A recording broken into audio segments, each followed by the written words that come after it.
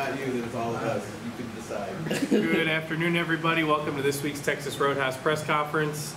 Fall season's in full swing.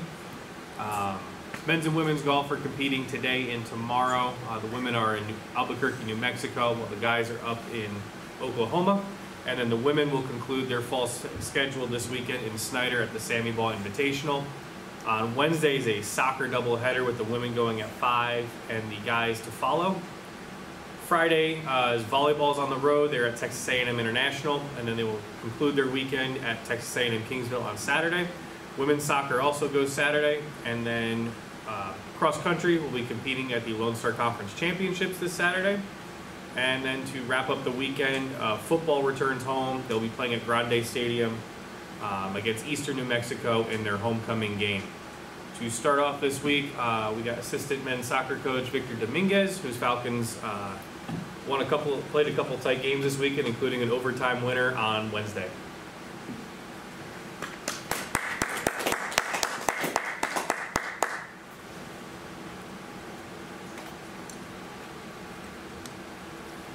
Yeah, hi, my name is Victor Dominguez. I'm with the men's soccer team, and like Tom just mentioned, we had a couple of tight games. Bit unfortunate in St. Mary's, lost in the second double overtime. Had a couple of clear chances early on to change the game's story from there, but just unfortunate, not clinical enough. But we're very positive right now, and we think we can still achieve our goals that we've set out for the season.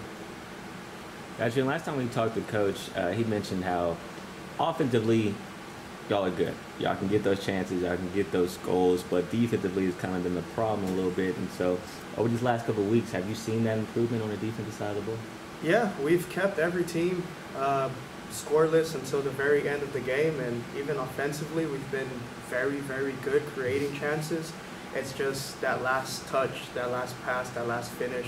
Against St. Mary's, in the first 5 minutes, we were one-on-one against the keeper, and we just played it outside. It was like about 2 yards away from the goal, and we've just been unfortunate to say the least. But all around, the team's been looking very, very good lately. So very positive. In those games where it's that last pass or that last touch that loses it for you, what do you do to work on that? How can you work on finishing those games? Right now, all we've been working on, apart from the tactical aspect of the game, is just confidence and self-motivation and getting the guys' mentality to be a bit stronger. A lot of them, and we've talked about it, we keep breaking down film, but it's those little portions at the end of the game where you see the heads drop or the heads throw up and stuff like that. I think if we can just work on that little portion of the mentality to get themselves like, no, we're going to get it again, and then we'll do it better. That's what we're working on right now. I think everything else has been falling into place, but it's that little bit of that mentality to have that, that killer instinct and aspect of the game, and that's what's going to take us to reach our goals. And athletes at this age, how difficult is it as a coach to get them to get that type of mentality, knowing that it's been repeating over time, and you may be looking at the film thinking, we just can't get over this hump? Right now, me personally, and I know Dennis uses his experience, I'm using mine is to be relatable to the guys. I've just recently turned 27. I was just in their shoes not that long ago, played semi-pro not that long ago, actually with some of these players as well. So they knew how I was as a player, and now they know how I am as a coach, and I'm very intense in those little small details. I don't let them, stray away or just, let it keep happening. So as soon as I see it, even in training, it's a constant reminder. And right now we've even started, like, if you score in training, it doesn't count unless you go and celebrate, to get that little bit of that mentality of like, oh, this feels good, let's keep doing it. So. And what do you think you guys took earlier in the week, getting the win over Texas A&M International? Just, now y'all, even after the double overtime loss, still 1-2 in the conference. What do you think that did for their confidence, just to kind of get the ball rolling? Oh man, it's insane. Like, even on the bus, obviously they were disappointed because it was a loss, but we talked about it afterwards, and the guys were just like, we were watching a couple of those other games that finished after ours, and we're like, no, we can stay in with every single team in this conference. Even the games previously outside of conference, we were in all of those games. Like, even the blowout games, we had one-on-one chances. One of them, our guy even dribbled past the keeper and then missed the goal. It was just, like I said, we've just been very unfortunate and unlucky, but the guys are extremely positive, and that's all I can ask for. And I believe, and they believe, and we will achieve our goals for the season. Good. Sounds Thanks, good. Coach. Thank you, Coach. Thank Nice you. to see you. Yeah, you as well. All right, next up we'll have head volleyball coach Tim Lesch, whose Falcons are currently 7-2 in Lone Star Conference play, putting them 5th in the league.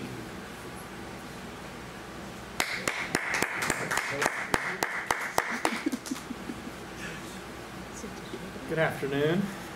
Volleyball had a good weekend. We were happy to be at home, happy to pick up a couple of W's, stay healthy. We actually got a couple players back, and we improved. That was a big thing for us, is to continue to improve over our long season. We just passed the halfway point, so it was good to see the players implementing some stuff from practice, continuing to become more consistent, and just show some overall team improvement. And Coach, you spoke about it just now, and also when we were eating, just being happy to be at home. Y'all been playing great at home. So what is it about just being at the Falcon Dome that makes y'all just be superior? It's become a tradition now, and it's something that this team bought into, but also the team before them. 2 or 3 years ago, we figured out how to win at home, and the captains and the upper class have kind of helped build that tradition and continue that tradition. And we have a great crowd here. We have the band. We have a lot of support. We have a great facility, so we get a lot of faculty, staff, and people from the community here. And it's a little bit small, but we pack it, and it's close to the court. So a lot of teams don't like playing here because it's loud, and we have a lot of fans and stuff like that. So there's just a lot of factors, as well as sleeping in your own bed and not having to travel. So being at home is great. On Saturday, I was at the game and I noticed the girls just seem a little bit more confident and a little bit more, I guess, calm and ready to go play from when they did at the beginning of the season. Do you feel that you've seen their confidence pick up throughout the season? I think as a team, yes, we've had kind of a few starters that are always confident and stuff like that, but the role players and the kids off the bench and stuff like that are definitely more comfortable and confident, and I think practice has helped that. I think some experience playing has helped that. I think winning has helped that, where they feel like, well, that's what's expected, that's what we do. And I've noticed that too. Yeah, how do you think that's going to help you guys as the season progresses, I guess? Hopefully we continue to build confidence. We've got to play some of the top teams still, and then we've got playoffs after that. So we've got to, keep believing, keep getting better, but also, becoming mentally tougher and being able to play on the road and win on the road and stuff like that. So it's a process, and we're definitely still working on it, and it's, just as important as the physical stuff, staying healthy and getting stronger and stuff like that. You have to be mentally strong and stronger than the other team. And with getting people back in their absence, other girls have stepped up. And so as a coach, how are you able to manage the rotation now when we got kind of a healthier squad? Well, I think that goes back to the previous question. So, it's a good problem to have, but it's good that some players have experience. It's good that there's competition in practice for playing time. And we do it in a positive way. I think while you were at the game, you might have noticed they're always cheering for each other. It doesn't matter who's out there. So it just gives us some added options and added confidence. If somebody struggles, we know somebody can come off the bench and do a good job, and we're not stressed about it or worried about it or anything like that. So it's something that we do in practice as well. We don't do starters against the second team or anything like that. We mix it up, and we try different lineups, and they got to get used to playing next to everybody. So it's definitely a good problem to have. Yeah. And what compared to last year when y'all were in that brutal division, and y'all could have a night where you come out and maybe play at a similar level that you play in a game this season, but you get the result this season, and I guess as compared to last year, you might come up short against a really good team. Just in terms of actually getting the results this year, what do you think that does for them, just in terms of coming away from a match, similar level of play, but having that to build off of the actual victory? Yeah, that's a great point. It's something I think our team last spring kind of bought into. They saw at the end of the season, oh, we can play with anybody, we can, beat good teams. But it took us a while to figure that out, and to start off strong this year and see like our hard work in the spring is paying off, remotivates them to work harder in practice and keep improving. Okay, if we can compete with them, let's beat them now, and keep getting better, and it's a process every year. Teams change slightly and opponents change and stuff like that, but it's kind of that mentality that okay, we're getting better, let's see if we can go to the next level and outwork the other team or out consistent the other team or whatever we need to do to win. So there's definitely some crossover from that, and they do see that our hard work last year has helped us, but I think they also see, oh, we got to work hard this year because we're playing different teams and there's more variety and we got to be ready for anything. Gotcha. Well, thank you. All right, thank you, Coach. Thanks, Coach. All right, last up we will have head football coach Justin Kerrigan, whose Falcons return home for homecoming against Eastern New Mexico this weekend. Over the weekend, MJ Link had the third most receiving yards in a game, and DeAndre Robinson had more tackles than anybody in a game except for Chris Hope. Yeah, rough game. Glad to be back home. And Coach, Tom just talked about it. Big-time players need to step in big-time games, and your big-time players did. And so just as a coach, how was it seeing your leaders have a good game, even though you didn't get the results you wanted? It's always good. I talked to Heather the other day that we got to get the ball to MJ more. And I think we got to figure out more ways, more creative ways. We did some of that Saturday. Obviously, one of them hit for a big play. Talk about defense with DeAndre, it's just kind of letting the guy loose, let the dog off the chain a little bit. But it's good to see those guys play and shine in a big game. Ultimately, I think we just got out coached. And we got to get better, got to get right, and get back on the right track for homecoming.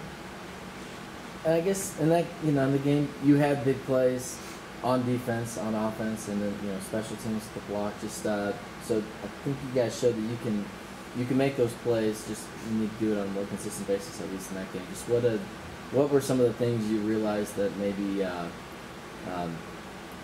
kind of with the I don't know what I'm saying, but that was missing in the other parts of the game where Angelo State was able to take advantage. Well, so in a tight game, in a close game, when you're playing up against a great opponent, some things got to work out in your favor, right? You got to have a little bit of luck on your side. We blocked a field goal before halftime and have an opportunity to scoop and score, and it didn't happen, right? And that's a game-changing play. At that point, we go up 14-13 if we're able to return it, right? And we weren't. So we get the ball, and I think second play, we fumbled. We give it right back to them in their own end. We have a great hold defensively, and with, I think, 2 seconds on the clock, we misfortune with the officials. They were getting ready to get a delay game. The officials reset the play clock, and they ended up scoring a touchdown. And so it's a 14-point swing going into halftime. And I thought our kids handled it well, coming back out the second half. But you got to have some luck, right? So we blocked the kick. We didn't score points off that. We then turned the ball over and gave them an opportunity to score that touchdown right before half. And instead of going in 14-13 or even 13-7, we're going at 20-7. And that's a big swing, especially when you're playing not up, but when you're playing a great opponent. You're talking about a couple things going your way, and it might have been a different result. I know that's probably frustrating, but was there anything in that game that encouraged you about the team? Our kids encourage me every day. Play 4 quarters hard, and we left it all on the field. We didn't make enough plays. We didn't do a good enough job coaching and putting our kids in a position to be successful. But for 4 quarters, they fought their butts off, and you can't ask for anything more than that. And in some of these wins that you feel like y'all didn't play well in, you mentioned how the players went to the locker room saying, we need to do better. So in this loss, did you kind of get that same energy from your leaders in the locker room, like, hey, we need to do better? Yeah, it was, you know, a guy like MJ, there's a couple times that game where he felt like he could have done more. And to see him even talk about it and his body language, that he felt like he didn't play his best at 6 catches and 157 yards. And the disappointment on his face it's encouraging, right? That they recognize that, you know, they could have done more. You know, we didn't play our best. There were other plays there to be had, didn't have them. You know, but the spirit's good. The attention to detail, focus, regroup is even better. You know, all the right things. It's a great team, great leadership within the locker room. Don't worry about it bringing us down and keeping us from moving forward to the next one. What can you? Oops, sorry, go ahead. Just with the game at Angelo against obviously a really good team, just how do you feel like the guys handled sort of the moment of, you know, I'm sure playoff-like atmosphere and just sort of, you know, having to be at their best, you know, throughout the course of the game and the pressure that brings. How do you feel like they handled that? I thought they played well. You know, there were some things that we didn't execute well. I don't think that had anything to do with the moment. You know, I think it just had to do with playing a good team. You know, missed opportunities. And other than that, we got beat. You know, and that falls on us as coaches. I thought our kids came, they showed up. There was never a question through pregame if our guys were ready. You know, had a great week of practice. Again, I think it just falls on us as coaches. We got a good group.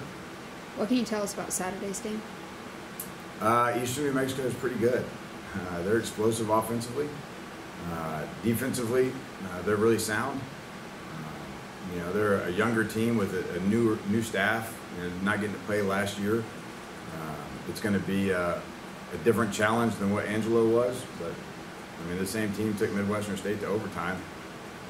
Had a chance to win the game. Great opponent. Glad we're at home. I think we're 9-2 over the last 3 years at home, so I'm glad to be back in the Basin. And some coaches may say homecoming's not the greatest thing for a football team. A lot of distractions. So how are you going to be able to maintain those distractions for your squad?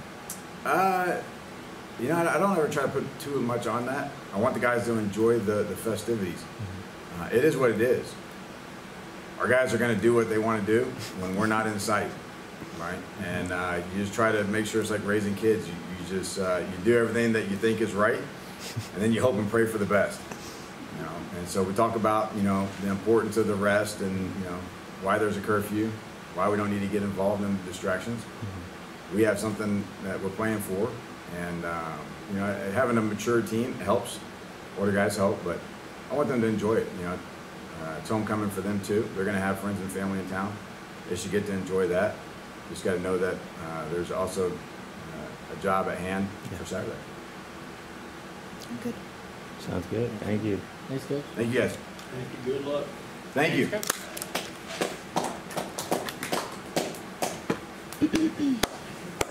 Thank you, guys. You idiot. A rat didn't clap, so.